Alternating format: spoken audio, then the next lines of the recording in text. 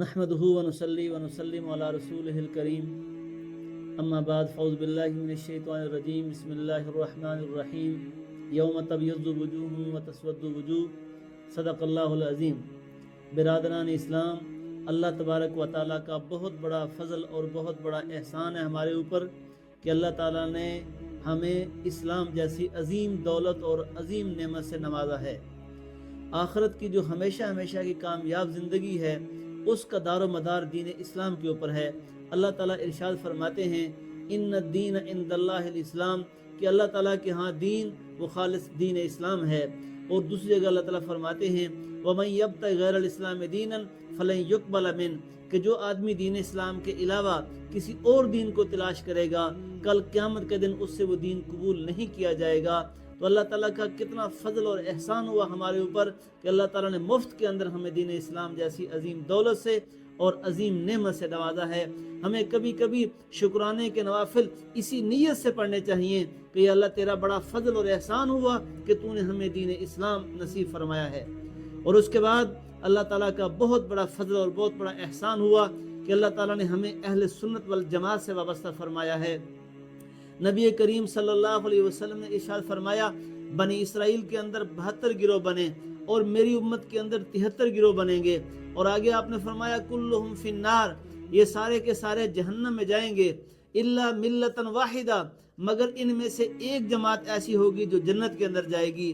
صحابہ رضی اللہ تعالی عنہم نے اس وقت ہمارے اوپر احسان فرما کر حضور صلی اللہ علیہ وسلم سے یہ پوچھ لیا کہ اے اللہ کے پاک پیغمبر، ان 73 میں سے جو جماعت جنت کے اندر جائے گی وہ کون سی جماعت جائے گی؟ تو آپ صلی اللہ علیہ وسلم نے جواب میں فرمایا ما انا علیہ و اصحابی، یہ وہ جماعت جنت میں جائے گی جو میرے طریقوں پر چلتی رہے گی اور میرے صحابہ کرام رضی اللہ تعالی عنہم کے طریقوں پر چلتی رہے گی۔ یہ حدیث ترمذی شریف کے اندر موجود ہے۔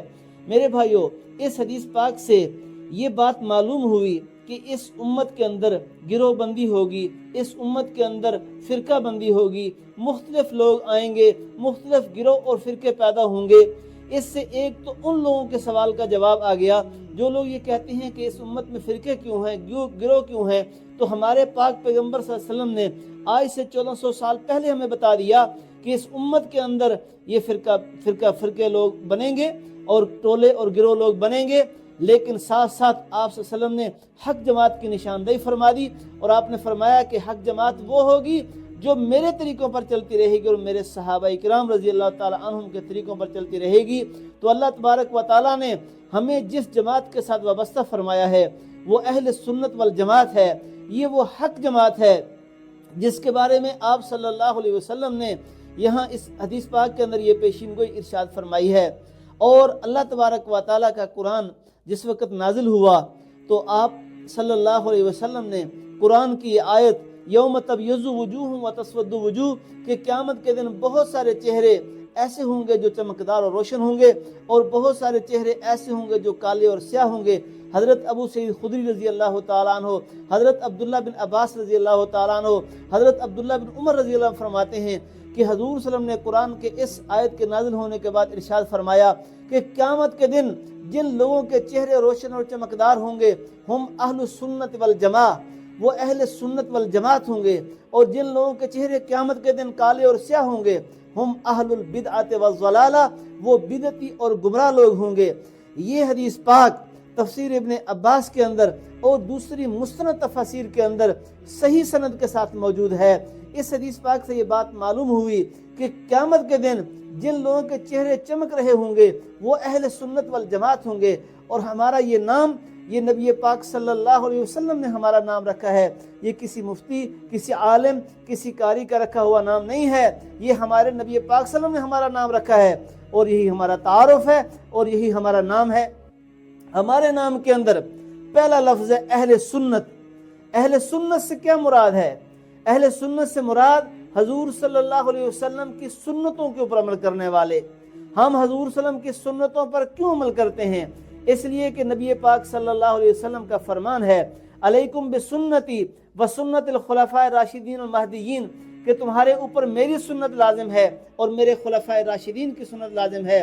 اور دوسری روایت کے اندر ارشاد فرمایا من تمسک بسنتی عند فساد امتی فلہ اجر 100 شہید، کہ جو آدمی میری امت میں فساد کے وقت میری ایک سنت کو زندہ کرے گا اس کو 100 شہیدوں کا ثواب ملے گا۔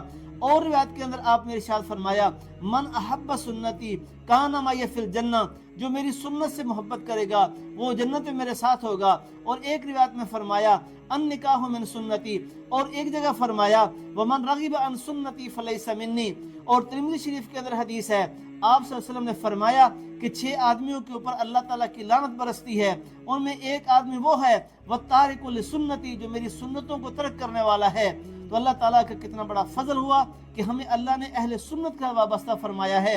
یہ پہلے لفظ اہل سنت میں، اہل سنت والجماعت ہمارے نام میں پہلے لفظ کی وضاحت میں نے آپ کے سامنے کر دی۔ انشاءاللہ العزیز آئندہ جو ہے گفتگو کے اندر میں بقیہ کی وضاحت کروں گا۔ اللہ تعالیٰ ہم سب کو صراط مستقیم پر چلنے کی توفیق نصیب فرمائے۔